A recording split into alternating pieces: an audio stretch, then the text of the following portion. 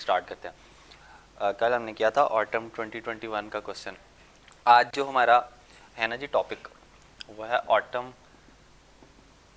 2021 का एक क्वेश्चन करेंगे हम 3। वो है ऑडिट रिपोर्ट वाला, या आप कह सकते हो ऑडिट प्रोसीजर्स वाला। और उसमें अकाउंटिंग ट्रीटमेंट भी है। और हम करेंगे क्वेश्चन 4, इन्वेंट्री के प्रोसीजर्स हैं उसमें।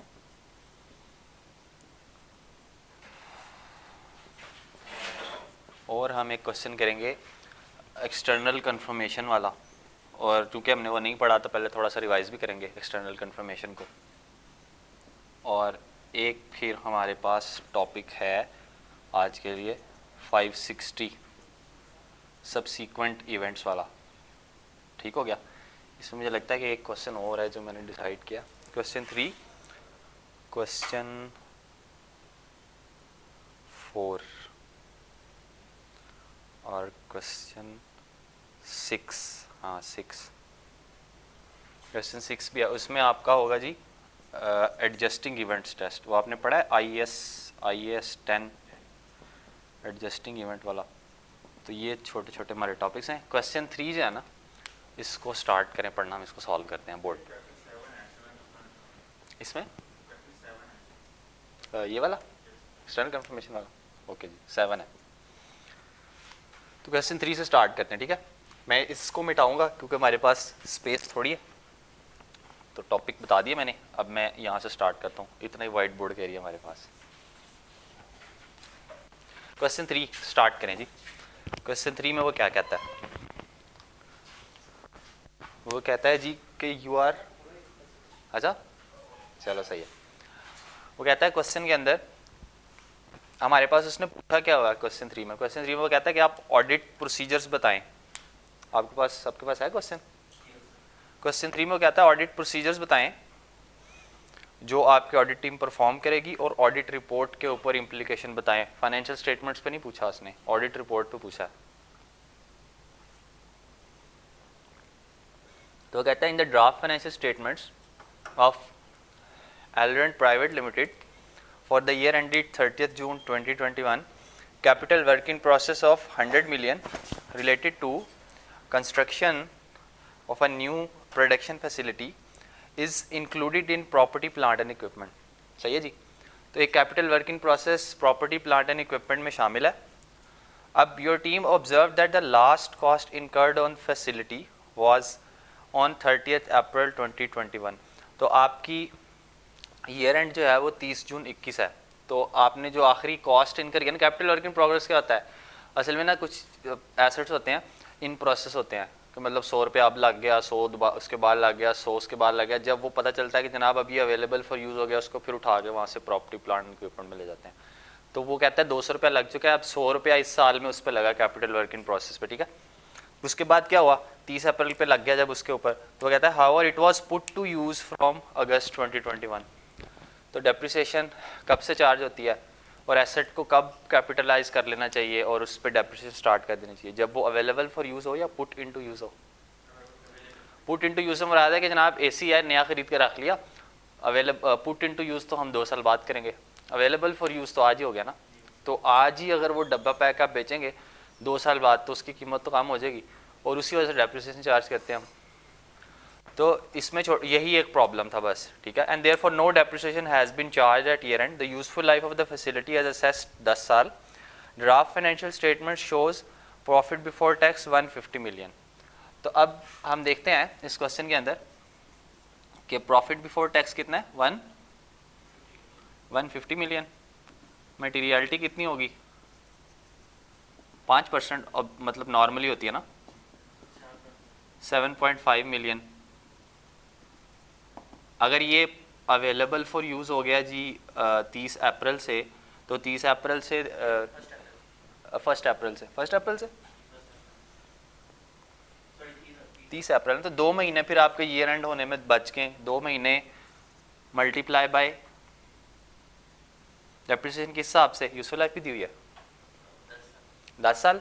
तो एसेट कितने का है, कॉस्ट कितनी लगी है 100 मिलियन। 100 मिलियन डिवाइडेड बाय 10 साल मल्टीप्लाई बाय 2/12 ऐसे ही करोगे ना डेप्रिसिएशन कैलकुलेट, तो कितनी बनेगी 10 मिलियन और उसका 1/6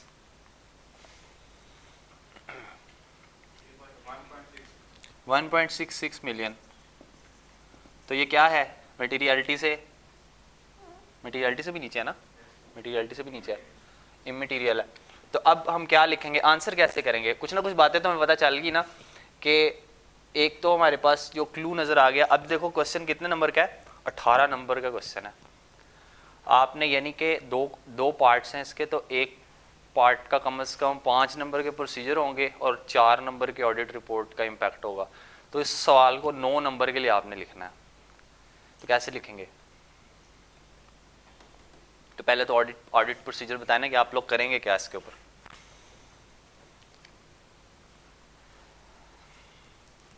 पहले ऑडिट प्रोसीजर देखते हैं। देखो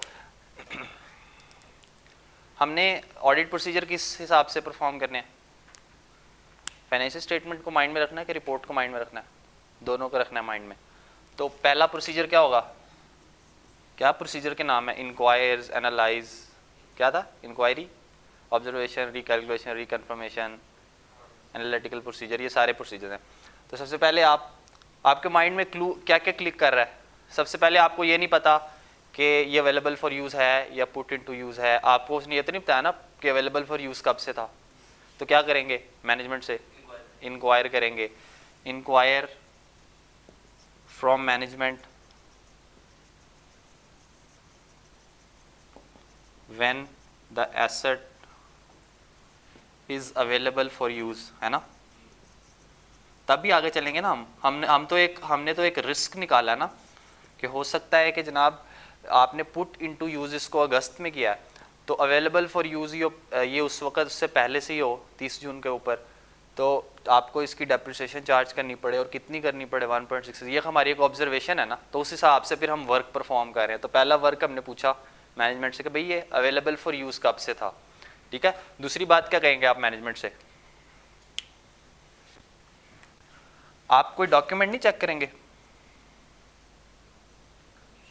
कंप्लीशन सर्टिफिकेट कहते हैं, कंप्लीशन सर्टिफिकेट से स्टार्ट करेंगे बात को, नहीं, रिव्यू या इंस्पेक्ट, है ना, यही ऑडिट प्रोसीजर है ना, inspect the completion certificate of asset to check, उससे क्या होगा आपको, व्हेन इट इज कंप्लीट, तभी बताओगे ना आपको इस साल आपने डेप्रिसिएशन चार्ज करनी है उसके कि नहीं चार्ज करनी। फिर क्या करेंगे, रीड करेंगे क्या, मिनट्स ऑफ मीटिंग। अच्छा अब देखो आपको लगेगा कुछ बातें तो बड़ी क्वेश्चन में हैं, कुछ हमें कैसे याद रहेंगी हर सिनेरियो में, ये तो बड़ी मुश्किल हो जाएगी। तो आपको इसने substantive procedure non current assets के भी दिए हुए हैं, कुछ ना कुछ बातें आपको वहाँ से पेट मिल जाएंगी, ठीक है। आप अगर बुक खोलें तो उसके अंदर उसने बताया हुआ, लेकिन सवाल के सिनेरियो में प्रोसीजर्स 2-3 लिख देना ना कि जो बात उसने लिखी है उससे रिलेटेड इंक्वायरी कर लेना, वो ज़्यादा बेहतर होती है। लेकिन आपको कुछ बातें तो पैटर्न, जैसे ये बात है ना रीड द मिनट्स में, ये बुक में लिखी हुई है, ठीक है। आपको माइंड में होना कि यार अच्छा नॉन करंट एसेट का क्वेश्चन आ गया है तो substantive procedure non current asset के मैंने पढ़े हैं 2-3 प्रोसीजर, तो अच्छा ये स्टैंडर्ड सेट हो जाते हैं, कुछ दो मैं बीच में से देख के लिख लेता हूँ, ठीक है। ऐसे करके आपको आसानी होगी। तो read the minutes of meeting of किसकी, board, to check discussion regarding completion या प्रोजेक्ट कंप्लीशन, ठीक है। आगे और क्या कहेंगे आप, मैनेजमेंट रिप्रेजेंटेशन भी ले सकते हो। अच्छा मुझे ये बताओ कि आपने यूजफुल लाइफ पे कोई काम नहीं करना, यूजफुल लाइफ, किसी चीज़ की यूजफुल लाइफ 10 साल है, आपको कैसे पता चलता है, कैसे पता चलता है। आप देखो ये एक अजम्पशन है ना, एस्टिमेट है, तो कैसे उसको वेरीफाई करोगे, सिमिलर एसेट्स मार्केट में जाकर देख लो कि बाकी एसेट को भी लोग 10 साल पे ही डेप्रिशिएट कर रहे हैं कि नहीं कर रहे, है ना। एक्सपर्ट भी हायर कर सकते हो, और जो एक्सपर्ट बताएगा आपको कि जनाब 10 साल ही है तो एजम्पशन को वेरीफाई कर लोगे, काम है ना, ये एक वर्क है आपका। तो assess the reasonableness of useful life of asset, है ना, किस तरह, बाय कंपेयरिंग विद मार्केट, ठीक है, और सिमिलर एसेट्स, ये ज़्यादा बेहतर है। और देखो 4 नंबर आ गए हमारे, एक और नंबर चाहिए।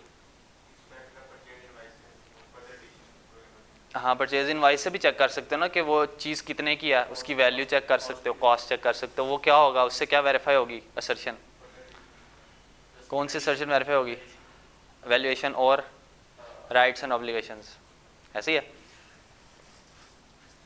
तो इंस्पेक्ट कर लोगे आप परचेज इनवॉइस ऑफ इसमें, ये जो आपने खरीदा है इसकी बात कर रहे हैं हम, ऑफ परचेज ऑफ CWIP, या जो भी एडिशन हुई है उसकी परचेज इनवॉइस, ये जो भी बिल है उसका, ठीक है, कैपिटल एसेट बना रहे हैं, हाँ जी। अभी तो फिलहाल इसकी बात कर रहे हैं ना कि आपने CWIP में एक कोई और चीज़ खरीदी है और ऐड की है, तो वो जिस चीज़ ऐड की है उसका बिल देख लेंगे, ठीक है ना। टू वेरीफाई, आप देखो ना प्रोसीजर में अगर ये बात भी लिखते हो ना, to verify rights and obligation, तो एग्जामिनर को और खुशी होगी, ठीक है, या वैल्यूएशन, तो उसको और खुशी होगी। ये वर्ड्स देख रहे हैं आप, यूज होंगे 5 के 5 नंबर, 4 के 4 नंबर मिलेंगे। अब हम देखते हैं कि ऑडिट रिपोर्ट पे क्या इम्पैक्ट है। मुझे ये बताओ कि चीज़ मटेरियल है, पहली बात हम क्या कहेंगे कि ये एक अगर चीज़ एसेट जो है वो अवेलेबल फॉर यूज़ हुआ, हमारे प्रोसीजर्स के बाद, ये सारे काम करने के बाद अगर हमें पता चला कि एसेट अवेलेबल फॉर यूज़ है 30 अप्रैल से, तो हमें डेप्रिसिएशन चार्ज करनी चाहिए। देखो बात शुरू से लेके चलते हैं, फिर मैनेजमेंट से डिस्कस करेंगे कि जनाब आप इसको करेक्ट कर लें, लेकिन साथ ही बता देंगे कि ये चीज़ बड़ी इमटेरियल है, इसको list of uncorrected miss statements में ऐड कर लें। ये चीज़ अगर वो नहीं भी मानते तो हमारी ओपिनियन अनमॉडिफाइड ही रहेगी, है ना। पूरी बात लिखेंगे ना, लिखें इसको, लिखते हैं।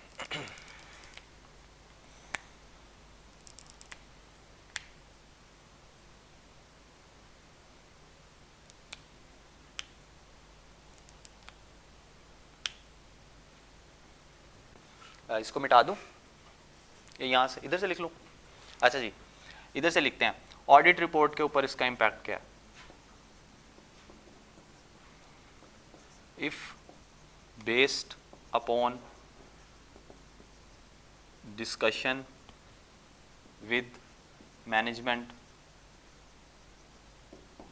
it is concluded that asset should be depreciated from 30th April, ठीक है, तो we will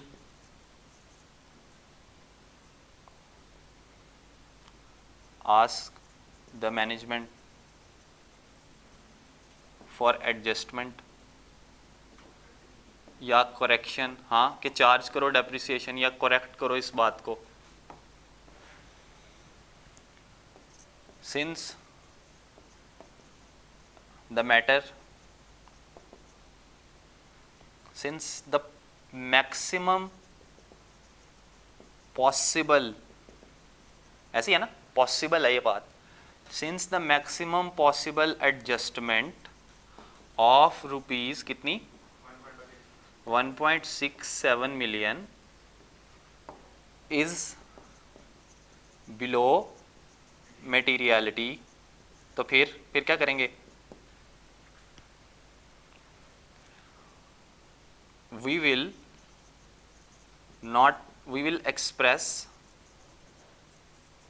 unmodified opinion. आप ये भी लिखो ना, हाँ बस ठीक है, अब ये भी लिख लो। आप ये भी लिख सकते थे कि since the matter is quantitatively immaterial, तो वो और भी अच्छा हो जाता, क्योंकि क्वालिटेटिवली तो ये इंपॉर्टेंट नहीं है, क्वांटिटेटिवली ये इमटेरियल है, ठीक है। तो we will express unmodified opinion, फिर क्या करेंगे, फिर क्या लिखेंगे, लेकिन but we will add this into list of uncorrected misstatements और एक रिटर्न रिप्रेजेंटेशन ले लेंगे मैनेजमेंट से कि जनाब सारी की सारी आपने जो इमटेरियल मिसस्टेटमेंट्स हैं वो लिस्ट ऑफ अनकरेक्टेड मिसस्टेटमेंट में डाल दिए कि नहीं।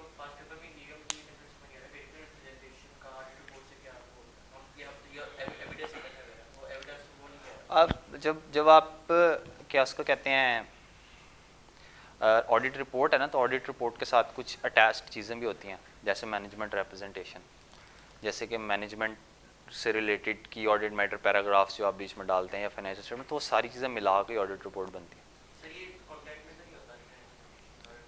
ऑडिट रिपोर्ट कंटेंट में नहीं होता, वो अलहदा से होती हैं चीज़ें, ठीक है। तो हमें समझ आया क्वेश्चन 7-8 नंबर कैसे लेने हैं। अगला पार्ट करें इसका।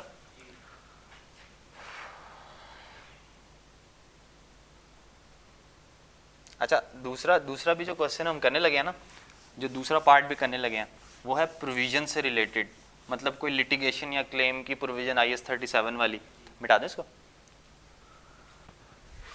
प्रोविजन रिलेटेड है IS 37 की, तो वो भी आपके जो है ना बुक के अंदर दी हुई है। पार्ट बी करने लगे हम इसका, IS 37 से रिलेटेड है, उसके प्रोसीजर्स भी बुक में दिया हुआ है। कुछ नॉर्मल पेट प्रोसीजर्स हैं, वो आप देखते हो माइंड में, अच्छा मुझे 3-4-5 बातें याद है, वो यहाँ फिट हो सकती है कि नहीं हो सकती, पहले वो देखेंगे। तो वहाँ पहले क्वेश्चन पढ़ते हैं हम।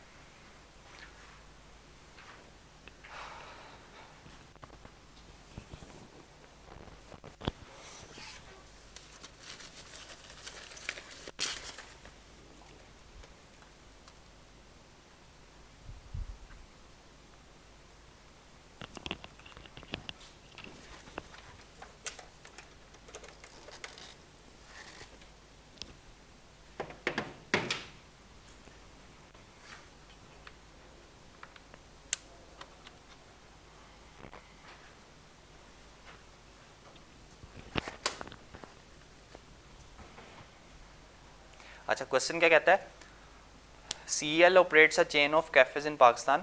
Before year end, the large number of customers complained about food poisoning, possibly as a result of eating at the cafe. Some of the customers have taken legal action against CEL. An out of court settlement with these customers is under process. ठीक है, no information has been provided in this regard in the draft financial statements. तो ये बताएं कि आपने एक safety standard को breach किया हुआ है, ऐसी है ना, तो आपके ऊपर क्लेम चल रहा है और हम आउट ऑफ कोर्ट सेटलमेंट की बातें कर रहे हैं, सही है। अब आप ऑडिट प्रोसीजर बताएं। ये बताओ कि जब कोई डिस्प्यूट होता है तो कैसे काम करते हैं हम। लॉयर से कहते हैं कंफर्म कर दो कि what is the possible outcome of the case, पहला प्रोसीजर। और मिनट्स ऑफ द मीटिंग देखते हैं ईयर एंड के बाद, उसके बाद हम देखते हैं कि मैनेजमेंट से पूछते हैं या बोर्ड से देखते हैं कि उस आउटकम के बारे में उनका क्या ख्याल है, स्टेटस क्या अब तक का, और क्या करते हैं।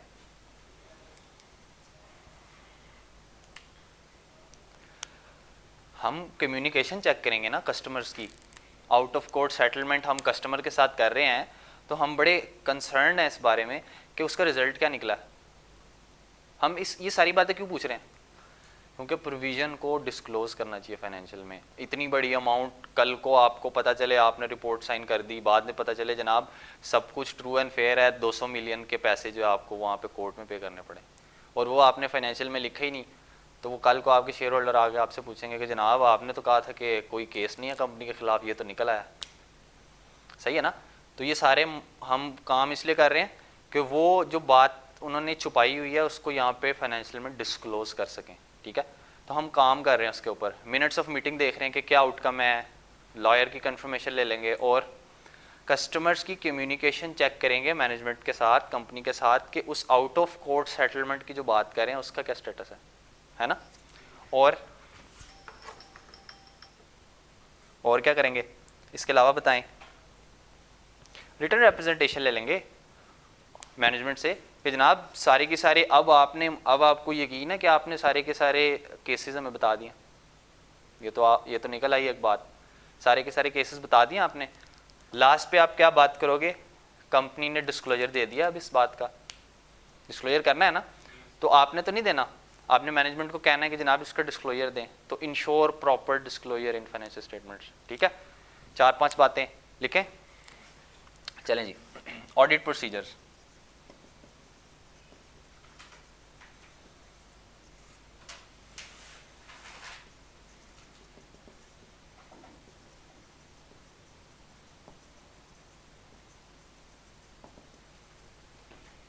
obtain lawyer confirmation to get the status or outcome of the case,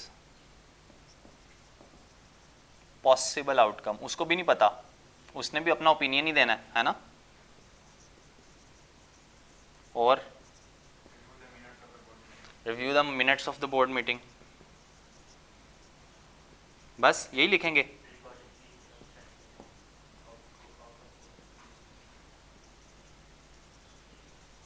to check discussion regarding the case and और नहीं पॉसिबल आउटकम, उनके माइंड में क्या चल रही है कि वो क्या करना चाह रहे हैं। इन्होंने तो डिसाइड करना होता है कि हमने इस केस का क्या करना है, यही तो मालिक है कंपनी के, कि जब हमने आउट ऑफ कोर्ट सेटलमेंट पे जाना है या हमने देखना है कि हम मैक्सिमम इतने पैसे पढ़ सकते हैं और इसकी हम फिर डिस्क्लोजर डाल रहे हैं, ठीक है। तीसरी बात, हाँ, रिव्यू कम्युनिकेशन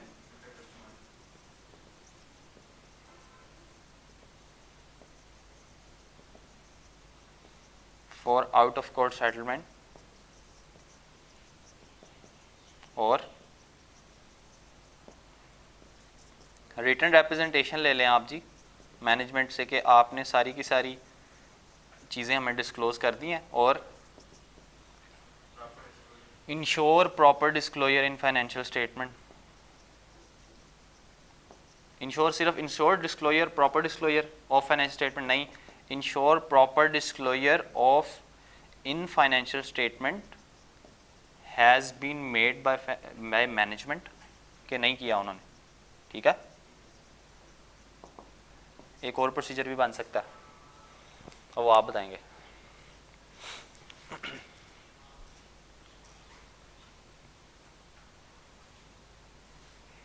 बताएं, जब ऐसा कोई केस होता है, health and safety standards breach होते हैं, तो कौन एक्शन लेती है? गवर्नमेंट। तो लीगल अथॉरिटीज़ ने का कोई चांस तो नहीं है? मैनेजमेंट से पूछ लें, if there any notice they have received from legal authorities for any proceedings against this case, ठीक है। ये सारी बातें आप लिख दोगे। अब आते हैं ऑडिट रिपोर्ट के ऊपर। ये बताओ कि जब कोई ऐसा इवेंट होता है प्रोविजन वाला, तो ऑडिट रिपोर्ट पे क्या इम्पैक्ट आता है? ये प्रोविजन ना दिखाना क्वांटिटेटिवली मटेरियल है या इमटेरियल है या क्वालिटेटिवली मटेरियल? क्वालिटेटिवली मटेरियल है। मैं वैसे ही डिस्कस कर देता हूँ आपको।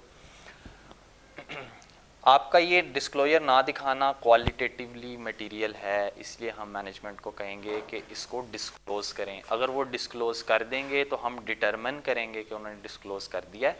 अगर उन्होंने डिस्क्लोज कर दिया तो फिर हम अनक्वालिफाइड या अनमॉडिफाइड ओपिनियन देंगे।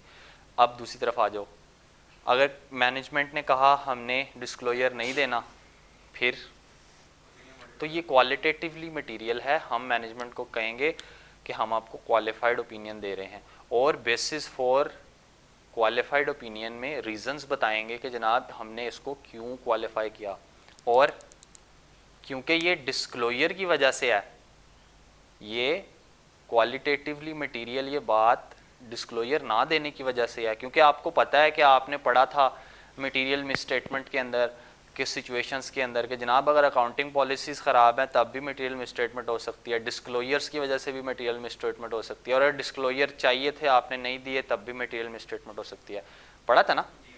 तो वो कहता है कि अगर ये चीज़ डिस्क्लोजर की वजह से है तो बेसिस फॉर क्वालिफाइड ओपिनियन में आप अगर पॉसिबल है तो वो डिस्क्लोजर खुद ऐड करें, ठीक है, या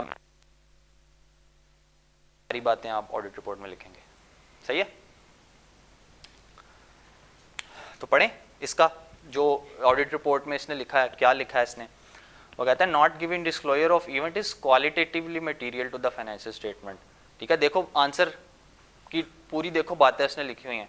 the financial statement should include disclosure required by applicable financial reporting framework. If you do not disclose this matter it would be consider material misstatement, है ना। तो relate to non disclosure of information, ठीक है। और फिर वो कहता है कि आप करो discuss the non disclosure with management और क्वालिफाइड ओपिनियन दे दो, और बेसिस फॉर ओपिनियन पैराग्राफ में जो है वो नेचर बताओ कि कौन सी चीज़ थी जो डिस्क्लोज करनी थी इन्होंने नहीं डिस्क्लोज की, रीज़न बताओ ना उस क्वालिफिकेशन की, ठीक हो गया। और अगर लॉ ने मना नहीं किया तो वो डिस्क्लोजर खुद फोर्सफुली या अपनी मर्जी से उसको ऐड कर दो, ठीक है। आगे, for the customer with whom out of court settlement has been agreed provision needs to be recorded. या तो जनाब आप उस केस की रिकॉर्ड कर लें या फिर आउट ऑफ कोर्ट सेटलमेंट की, दोनों में से जो चीज़ डिसाइड होगी आप उसकी प्रोविजन रिकॉर्ड करें। उससे भी इनकार कर दिया कि हमने नहीं रिकॉर्ड करनी तो फिर भी आप क्वालिफाइड ओपिनियन देंगे, और बेसिस फॉर क्वालिफाइड ओपिनियन में क्या करेंगे, वो बातों को बयान कर देंगे। तो ये दो डायमेंशन है, एक प्रोविजन बनाना जो कि नॉर्मल है कि केस में फैसला होना ही होना, या फिर आउट ऑफ कोर्ट सेटलमेंट उसके बारे में लिखना, और अगर प्रोविजन के बारे में नहीं लिखते तब भी क्वालिफाइड ओपिनियन, और अगर वो डिस्क्लोजर नहीं देते आउट ऑफ कोर्ट सेटलमेंट का तब भी क्वालिफाइड ओपिनियन। बात हमें समझ आ रही है ना। अच्छा आगे अगला क्वेश्चन कौन सा जी? क्वेश्चन 4 बहुत सिंपल है, बहुत सिंपल क्वेश्चन है। इन्वेंट्री के बारे में बातें बहुत सिंपल है, पढ़ते हैं, आप लोग पढ़ें, मैं फिर सॉल्व करता हूँ इसको यहाँ पे। इसी बहाने आपका इन्वेंट्री के प्रोसीजर्स भी रिवाइज हो जाएंगे।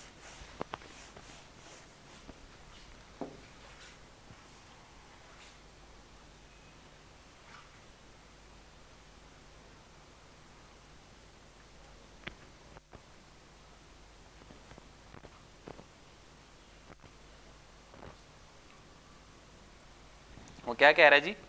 Inventory count took place on 1 July under the supervision of the warehouse manager and its staff who are responsible for maintaining the inventory. No movement of inventory took place on that day.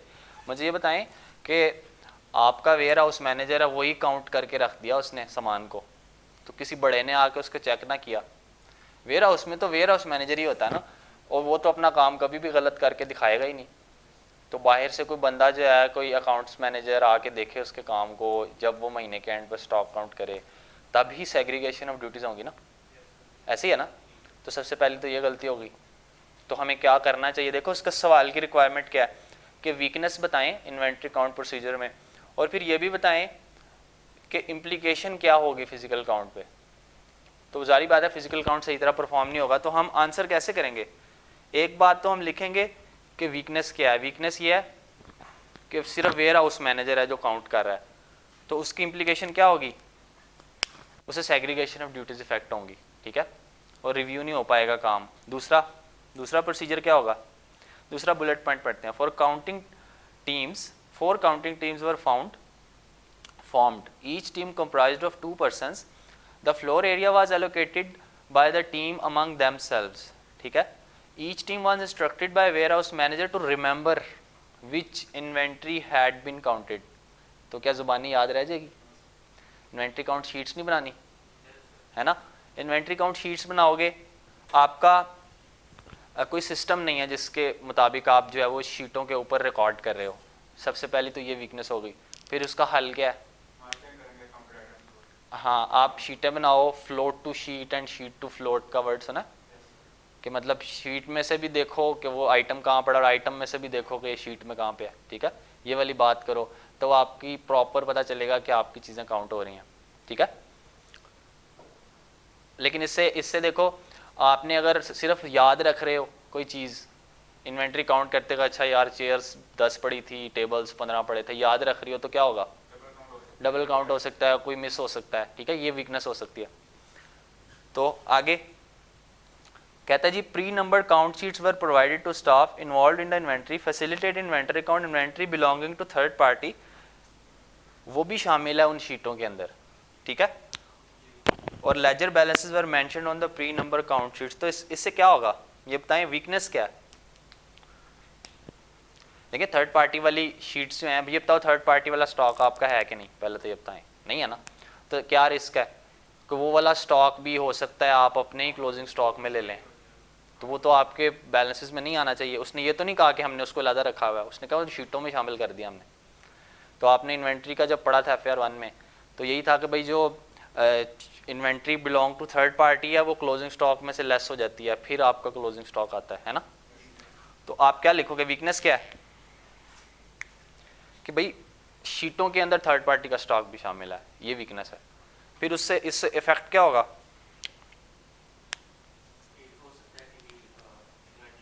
वो उस inventory शीटों का part बन जाए और closing stock का part बन जाए और आप उसको निकालो ही ना, और आपकी इन्वेंट्री क्या हो जाए, ओवरस्टेट हो जाए, ठीक है। अच्छा, कट ऑफ डॉक्यूमेंट्स से क्या मुराद है, कहते हैं हमने कट ऑफ डॉक्यूमेंट्स, हाँ जी बताएं। हाँ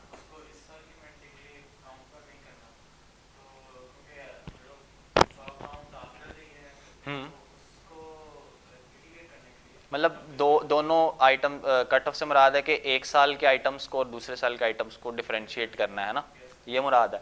तो फिर कट ऑफ के डॉक्यूमेंट्स तो आपको दिए ही गए हैं, कब भला, जब आपने इन्वेंट्री काउंट कर लिया, और आपने इन्वेंट्री काउंट भी 1 जुलाई को किया, 30 जून के बाद 1 जुलाई को सही डेट पे किया, लेकिन उससे भी एक दिन बाद कट ऑफ डॉक्यूमेंट्स मिला, तो क्या वीकनेस है कि हो सकता है कि कुछ अगले वाले आइटम्स जो इशू हो गए वो भी आपने इधर डाल दिए हो, या प्रॉपर कट ऑफ ना हो, कुछ आइटम्स अगले साल वाले भी पिछले सालों में ले लिए हो, है ना। कट ऑफ फिर प्रॉपर तरीका क्या है, तरीका ये था कि आप जब ईयर एंड था ना, उस वक्त आपको पता हो कि जनाब लास्ट डॉक्यूमेंट कौन सा है, लास्ट इशुएंस कौन सा है, लास्ट 5 इशुएंसेस कौन सी हैं इन्वेंट्री की, वहाँ पे आप मार्क कर लेते कि भाई इसके बाद जो है ना अब आपने इसको अगले साल में रिकॉर्ड करना है, सही है ना। तो आपकी वीकनेस क्या है इसमें, इन्वेंट्री काउंट के दौरान आपने कट ऑफ नहीं मार्क किया, कट ऑफ के डॉक्यूमेंट्स नहीं लिए, तो उससे क्या होगा, तो वो कहता है there is a possibility of recording back dated entries, ठीक है ना, पिछली वाली एंट्रीज भी हो सकता है कोई रिकॉर्ड कर दे वो, या अगली वाली अगले साल की पीछे ले आए, है ना, तो ये काम हो सकता है। कट ऑफ असर्शन से मुराद ये होती है कि आप ईयर एंड होने से पहले वाली 5 रसीदें चेक कर लें और ईयर एंड स्टार्ट होने के बाद वाली 5 रसीदें चेक कर लें, ताकि आप उस पर मार्क कर सकें कि ये अगली 5 जो हैं ये अगले साल से बिलोंग कर रही हैं, पिछली 5 पिछले साल से बिलोंग कर रही हैं, इन दोनों को हमने मिक्स नहीं करना, ठीक है, ये मुराद है। तो ये आपको बड़े केयरफुली चलना पड़ता है। ये क्वेश्चन में कोई मसला तो नहीं, 6 नंबर का क्वेश्चन, 4 वीकनेसेस लिखने का, लेकिन वीकनेस नहीं लिखनी, उसका इफेक्ट भी लिखना है कि उससे क्या मसला आएगा हमें। अच्छा जी, हम आसान बात करते हैं, अब आसान क्वेश्चन करते हैं, छोटा सा आसान वाला क्वेश्चन करते हैं, बाकी जो है ना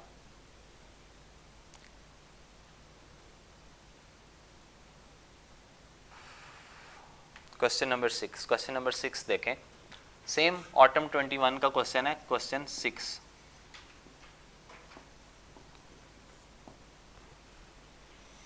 उसमें रिक्वायरमेंट में वो पूछ रहा है कि जनाब आपने क्या बताना है, आपने बताना है for each of the above situations evaluate the need for amendment in financial statement. Audit report तो नहीं, ठीक है, अगर ऑडिट रिपोर्ट की बात करता तो सब्सीक्वेंट इवेंट्स पे आ जाना था हमने, क्योंकि हम पहले क्वेश्चन पढ़ते हैं क्यों सब्सीक्वेंट इवेंट्स पे आ जाना था, वो बात आपको समझाता हूँ।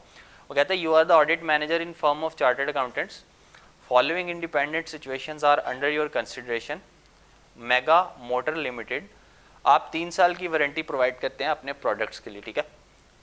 MML assessed in warranty obligation to be 20 million for the year ended 30 जून 21 के ऊपर करंट लायबिलिटीज में प्रोविजन फॉर वारंटी आ रही थी कितने की, 20 मिलियन की, ठीक है। हमारे हिसाब से वो कह रहा था ये है। हमने ऑडिट किया, ऑडिट के बाद हमने 6 सितंबर को रिपोर्ट दे दी और हमने कहा सब कुछ ठीक है, ठीक है, हमारे हिसाब से आपकी प्रोविजन ठीक है। लेकिन क्या हुआ, ऑडिट रिपोर्ट साइन करने वाले दिन जो है ना एक बंदा आया, उसने क्या कहा, उसने कहा कि जनाब कोई डिफेक्ट निकला है आपके प्रोडक्ट्स में 6 सितंबर को ही, और उस डिफेक्ट्स जो है ना उसके बारे में ये जो प्रोविजन उन्होंने बनाई है ना, उन डिफेक्ट्स के बारे में हमें नहीं पता था कि इतने फॉल्टी प्रोडक्ट्स ये बेचते हैं। तो इससे क्या मुराद है कि ये प्रोविजन फॉर वारंटी इंक्रीज होनी चाहिए। कि हो सकता है कि देखो वारंटी का मतलब क्या होता है, वारंटी का मतलब ये होता है कि अगर आपने 100 प्रोडक्ट्स बेचे हैं ना, तो हम आपको वारंटी देते हैं कि आपकी कोई भी रिपेयर एंड मेंटेनेंस निकली ना तो उसका सारा खर्चा हम फ्री ऑफ कॉस्ट रिकवर आपको करके देंगे, ठीक है। तो हो सकता है कि हमने सोचा होगा कि यार हो सकता है हमारी हिस्ट्री ये है कि 20 के करीब कस्टमर आते हैं, 80 के करीब कस्टमर्स हैं, उनका मैक्सिमम खर्चा भी 1000 रुपये आ जाता है, तो 20,000 रुपये के करीब हम वारंटी की प्रोविजन बुक कर लेते हैं कि इतनी लायबिलिटी हमें इनकर करनी पड़ेगी। लेकिन हुआ क्या कि साल के बाद जब ख़त्म हुआ, रिपोर्ट साइन करने लगे, उन्होंने कहा यार कस्टमर्स तो बहुत सारे आने शुरू हो गए हैं, हमने तो सिर्फ 20,000 बुक किया है, 80 कस्टमर हमारे दरवाजे के बाहर खड़े हुए हैं, तो यार ये तो प्रोडक्ट फॉल्टी है, हमें सही करके दें। तो 80,000 और 20,000 में फ़र्क है। तो हम ऑडिटर थे, हम रिपोर्ट साइन कर लगे, हमने कहा रही ठहर जाओ, हमने रिपोर्ट ऐसे साइन नहीं करना, ठीक है। तो ये बात है। तो अब आ जाओ इस बात के ऊपर कि इसको इसकी रिक्वायरमेंट क्या है। रिक्वायरमेंट के बारे में वो कहता है for each of the above situation, आप ये बताएं कि फाइनेंशियल स्टेटमेंट्स में अमेंडमेंट की जरूरत है कि नहीं है, जरूरत क्यों बताएं। ये event after financial year and है, तो ऑडिट रिपोर्ट पर इम्पैक्ट तो नहीं पूछा। Suggest the course of action, course of action पूछा इसने, ये नहीं कहा कि ऑडिट रिपोर्ट पे इफेक्ट बताओ। ऑडिट रिपोर्ट के ऊपर इम्पैक्ट होता ना, तो हम ये कहते ये तो हमारी फाइनेंशियल स्टेटमेंट के बाद का और ऑडिट रिपोर्ट से पहले का इवेंट है, तो यह है सब्सीक्वेंट इवेंट, इसको ऑडिट रिपोर्ट में हमें एडजस्ट करना पड़ेगा और इसको सब्सीक्वेंट इवेंट में ट्रीट करना पड़ेगा। वो जो आपने पढ़ा हुआ है IAS से जो है ना 560, उसके अंदर बात कर रही है। अगर ऑडिट रिपोर्ट की बात करता है ना तो 560 में ले जाते हैं हम इसको। लेकिन वो कहता है फाइनेंशियल स्टेटमेंट में अमेंडमेंट की जरूरत है कि नहीं। अभी वो आपसे फाइनेंशियल स्टेटमेंट के ऊपर ही बात पूछ रहा, ऑडिट रिपोर्ट पर नहीं पूछ रहा। तो फिर अब हम कौन सा स्टैंडर्ड देखेंगे, IAS 10। तो IAS 10 क्या कहता है, देखते हैं, आ जाओ। IAS 10 क्या कहता है, events after reporting date. Reporting date से क्या मुराद है, देखो आपको एक आज मजे की बात बताता हूँ, शायद आप लोगों का कॉन्सेप्ट क्लियर हो जाए। ये है आपका फाइनेंशियल ईयर एंड, कौन सी डेट पे, 30 जून पे फॉर एग्जांपल, ठीक है। आपका ये होता है फाइनेंशियल ईयर एंड। कभी भी आपकी फाइनेंशियल स्टेटमेंट जो है ना वो 30 जून के ऊपर रिपोर्ट साइन नहीं हो जाती, सही है। 30 जून के बाद ऑडिट टीम आती है, ऑडिट टीम आके ऑडिट स्टार्ट करती है, ठीक है। हो सकता है इनको ही अपना साल क्लोज करने में 15 दिन लग जाएँ, 15 जुलाई के ऊपर आपकी फाइनेंशियल स्टेटमेंट वो ऑडिट वालों को दे रहे हों, ऑडिट वाले फिर इसको सारे प्रोसीजर्स अप्लाई करते हैं। हो सकता है वो 31 जुलाई को क्या करें, रिपोर्ट दें अपनी, है ना, अपनी रिपोर्ट दें। रिपोर्ट भी आपको पता है वो अपने हल्के से ना इनिशियल करके दे देते हैं, होता है ना हल्का सा बस इनिशियल, पूरे साइन नहीं करके देते। फिर क्या होता है आपको पता है, आपने कंपनी लॉ में पढ़ा हुआ है कि within 120 days from the date of financial statement एक आपने AGM करनी है ना, लिस्टेड कंपनी की। तो चूंकि 120 दिन के अंदर काम खत्म करना होता है, अभी कितना टाइम गुजरा, 30 दिन। 30 दिन के बाद जनाब हमने 21 दिन का नोटिस दे दिया, या चलो 7 दिन के नोटिस के ऊपर हमने बोर्ड ऑफ डायरेक्टर्स को कहा कि जनाब आप ना आ जाएं, मीटिंग में बैठते हैं, बैठ के इन फाइनेंशियल स्टेटमेंट्स को क्या करते हैं, अप्रूव करते हैं। क्योंकि फाइनेंशियल स्टेटमेंट के ऊपर किस किस के साइन होते हैं, CFO के, चीफ एग्जीक्यूटिव के और एक डायरेक्टर के, ठीक है। फाइनेंशियल स्टेटमेंट हो गई अप्रूव, ये हो गई कब, फॉर एग्जांपल 31 अगस्त को आए वो, अब ये फाइनेंशियल स्टेटमेंट्स दोबारा ऑडिटर के पास आते हैं, आके हम जो है वो सितंबर में 5 सितंबर 2022 को बैठ के देखते हैं, ऑडिट रिपोर्ट को साइन करते हैं, उस पर डेट डालते हैं। तो इन दौरान जितने भी इवेंट्स होते हैं इनको क्या कहते हैं? Subsequent events. सही है? Events after reporting date but before the date of audit report.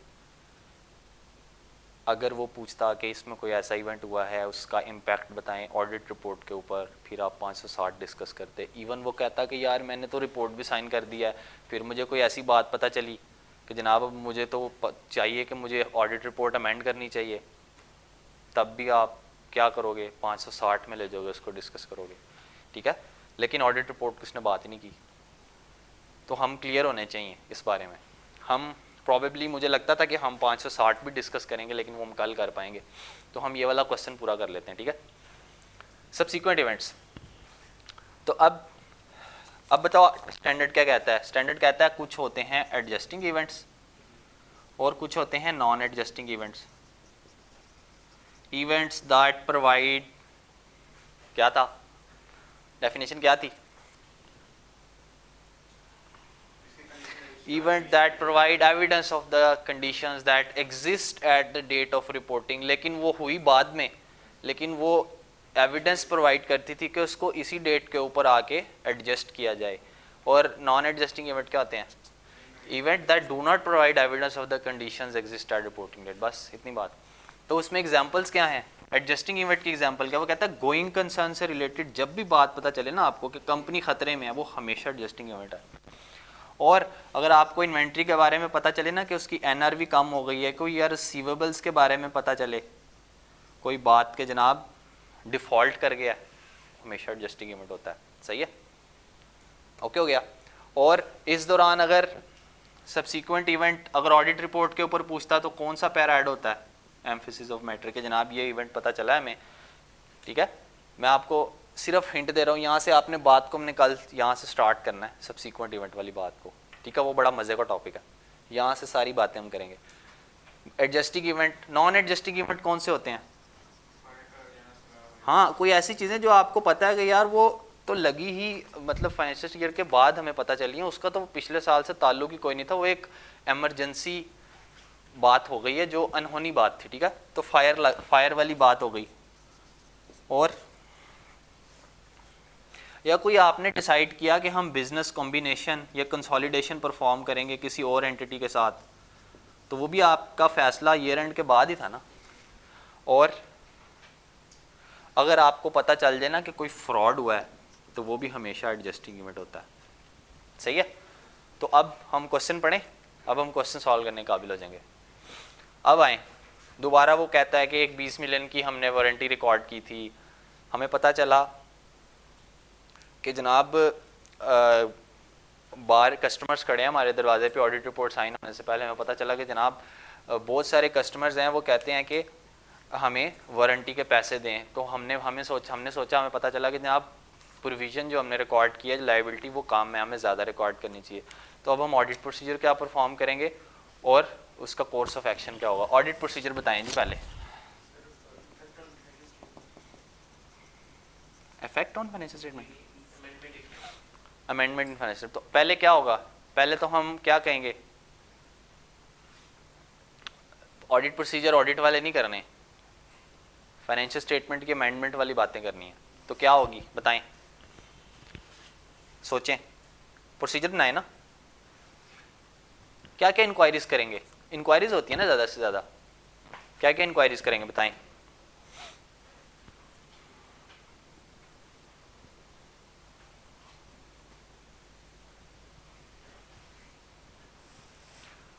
Inquire करेंगे मैनेजमेंट से स्टेटस ऑफ,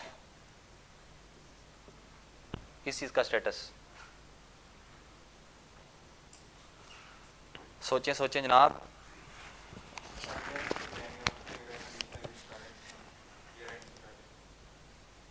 हाँ, तो वो कंडीशंस वो क्वेश्चन में दी हुई है ना उसने, तो रिलेट करके बताएं ना, वारंटी से रिलेट करके बताएं।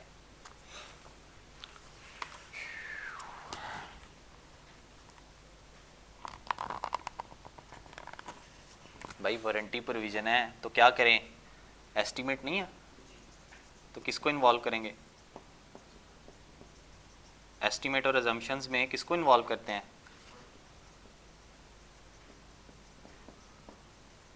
अब आपके हाथ पांव फूल गए ना कि जनाब आपको नहीं पता कि कितनी अमाउंट की प्रोविजन हमने रिकॉर्ड करनी है, तो एस्टीमेट कौन बताएगा बेहतर, expert to assess warranty provision की अमाउंट को, ठीक है। और अगर ये कोई केस होता IS 37 का तो किसके पास जाते, लॉयर के पास, कि भाई कितनी अमाउंट है, आउटकम क्या होगी केस की, हमें तो नहीं पता, आप एक्सपर्ट हो। और जब वो बताएगा तो हम क्या कहेंगे, हम क्या करेंगे, assess the reasonableness of assumptions made by expert, है ना। और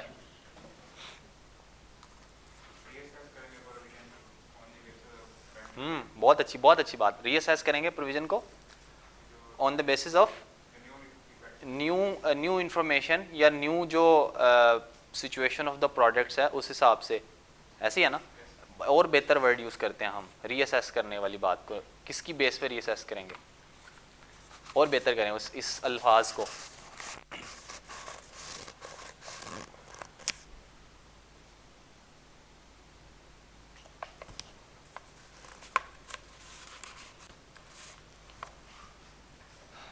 रीअसेस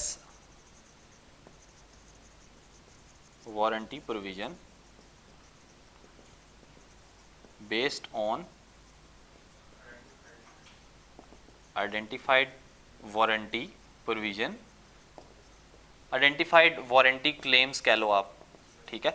और हम देखेंगे कि क्या ये मटेरियल है, क्या अभी भी ये मटेरियल बन रही है, और क्या करेंगे, और बताएं।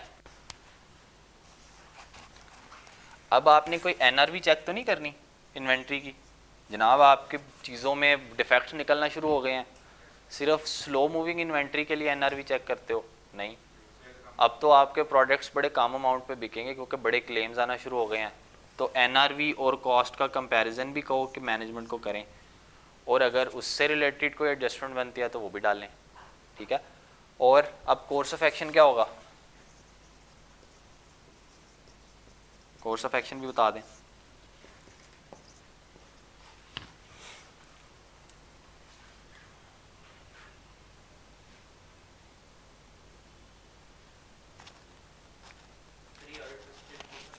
हाँ ये कोर्स ऑफ एक्शन ही है।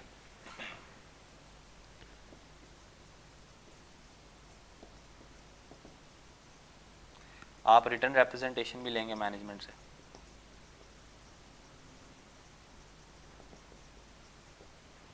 ठीक हो गया। रिटर्न रिप्रेजेंटेशन में क्या पूछेंगे बताएं, रिटर्न रिप्रेजेंटेशन में हम पूछेंगे कि आपके हिसाब से मैनेजमेंट आपका बेस्ट एस्टीमेट है कि आपको अब ये लगता है कि आपके यही प्रोविजन होगी वारंटी की, इससे ज़्यादा अमाउंट तो नहीं है। मैनेजमेंट से रिटर्न रिप्रेजेंटेशन की ये कहेंगे, और ये भी पूछेंगे कि सारी की सारी क्लेम्स आपने हमें डिस्क्लोज कर दी हैं कंप्लीटनेस वेरीफाई करने के लिए।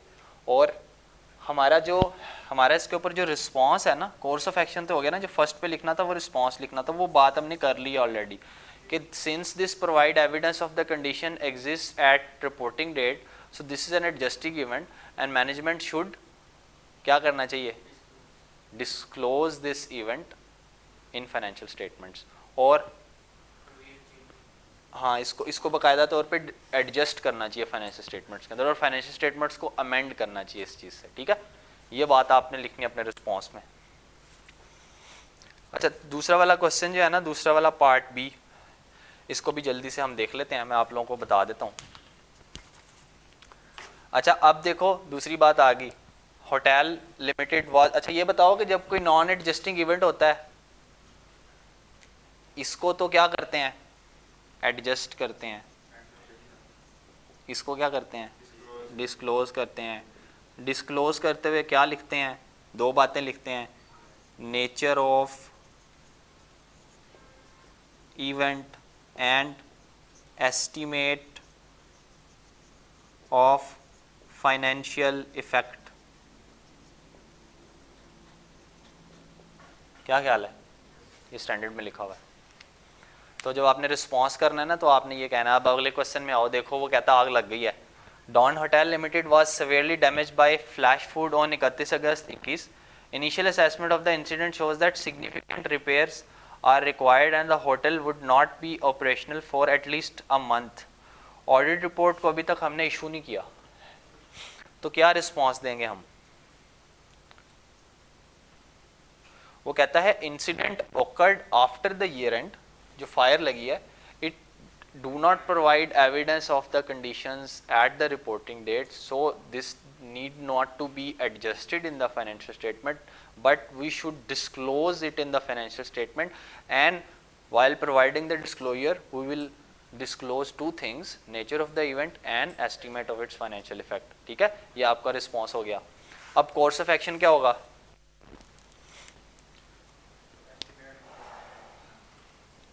आप क्या करोगे?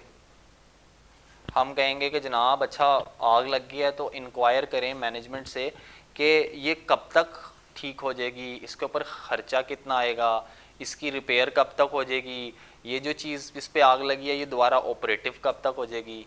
तो ये इंक्वायरी करेंगे, सारी बातें इंक्वायर करेंगे। हाँ, गोइंग कंसर्न भी इफेक्ट हो सकता है। पूछेंगे कि इस ये जो इतना बड़ा इवेंट हुआ है, इसके बारे में आप बताएं, इसका फाइनेंशियल लॉस कितना हुआ है। फाइनेंशियल लॉस हुआ है तो अच्छा, अगर ये इससे कोई आपकी कोई 100-200 मिलियन का नुकसान हुआ है और आपकी फाइनेंशियल स्टेटमेंट तो बहुत बड़ी है, तो इसका मतलब है कि ये इतना मटेरियल नहीं है, तो गोइंग कंसर्न नहीं इफेक्ट होगा। ठीक है, अगर बहुत बड़ा इवेंट है तो उससे गोइंग कंसर्न भी इफेक्ट हो सकता है। ठीक है, लेकिन हम गोइंग कंसर्न की तरफ इसलिए भी नहीं जाएंगे क्योंकि उसने ऑडिट रिपोर्ट के ऊपर इम्पैक्ट नहीं पूछा, उसने बताया फाइनेंशियल स्टेटमेंट पे क्या इम्पैक्ट है। अमाउंट्स भी नहीं दी हुई। अगर ऑडिट रिपोर्ट होता ज़रूर लिखते, ऑडिट रिपोर्ट होता तो ज़रूर 560 में लेके जाते, तो ये कोई ऐसा इवेंट है जो सब्सिक्वेंट है, और इसके लिए एम्फेसिस ऑफ मैटर पैराग्राफ भी देते। ठीक है, हम कल पढ़ेंगे तो आपको पता चलेगा कि कोई भी इवेंट होगा तो उसका कोई भी इवेंट ऐसा हो सब्सिक्वेंट इवेंट जो फाइनेंशियल स्टेटमेंट की डेट से बाद और ऑडिट रिपोर्ट की डेट से पहले है, कोई भी इवेंट हो, तो उसके लिए आपने एक एम्फेसिस ऑफ मैटर पैराग्राफ देना है। सही है। अच्छा, वो क्या कहता है? वो कहता है आप मैनेजमेंट से पूछेंगे कितना टाइम लगेगा ये होटल को ऑपरेशनल होने में, कितना बताएं कि आपका रेवेन्यू लॉस हुआ है। आप अगर इस ब्रांच के थ्रू, ये एक कपड़े की ब्रांच है और यहाँ रह के आप अपने कोई प्रोडक्ट्स बेचा करते थे, इसको आग लग गई है, तो अब आपका कितना रेवेन्यू का लॉस होगा इससे। ठीक है, अगर आप 100 मिलियन कमाते हैं, 10 ब्रांचें हैं आपकी, एक ब्रांच में आग लग गई है, तो बताएं कि आपका यहाँ से कितना रेवेन्यू आता था। ठीक है, और आप क्या पूछेंगे कि रिपेयर कॉस्ट कितनी लगेगी इस पर, क्या कोई इंश्योरेंस आपने कराई हुई है, इसकी इंश्योरेंस कराई है तो उससे कितने पैसे मिल जाएंगे। ये सारी बातें फाइनेंशियल स्टेटमेंट की हैं, ऑडिट रिपोर्ट की बात कोई नहीं अभी कर रहा हो। ठीक है ना, तो देखो ना, आप कोई इवेंट हुआ, क्या क्या पॉसिबल सवाल हैं जो आप पूछ सकते हो। ये सवाल पूछना जो है ना, ये इंक्वायर करना होता है। इंक्वायर के वर्ड से स्टार्ट करोगे तो जो इंक्वायर करना होता है ये ऑडिट प्रोसीजर होता है। तो कुछ ना कुछ इंक्वायरी तो आप हर क्वेश्चन में कर ही सकते हो, तो इंक्वायरी आपको लाजमी आनी चाहिए। सही है, और मैनेजमेंट से कहेंगे कि क्या आपने उसको डिस्क्लोज कर दिया, और अगर डिस्क्लोज कर दिया तो हम डिटरमिन कर लेंगे कि डिस्क्लोजर प्रॉपर हो गया। ठीक है, तो हमारे जो डिसाइडेड था उससे तो बहुत कम हुआ है, तो हम जो कल डिस्कस करेंगे ना, वो एक क्वेश्चन है, एक एक्सटर्नल कंफर्मेशन वाला चैप्टर, और एक आपका 560 सब्सिक्वेंट इवेंट वाला चैप्टर, और एक है जी क्वेश्चन एक्सटर्नल कंफर्मेशन क्वेश्चन 7। इसमें छोटी मोटी कोई मिस्टेक्स हैं वो निकालेंगे। ठीक है, तो हम कल करेंगे, और उम्मीद है मतलब मंडे को जब हम आएंगे तो एथिक्स वाला भी फिर हम स्टार्ट कर देंगे साथ। तो हम सारी चीज़ें होपफुली पास्ट पेपर की, ये भी पास्ट पेपर काफ़ी हद तक हमारा हो गया।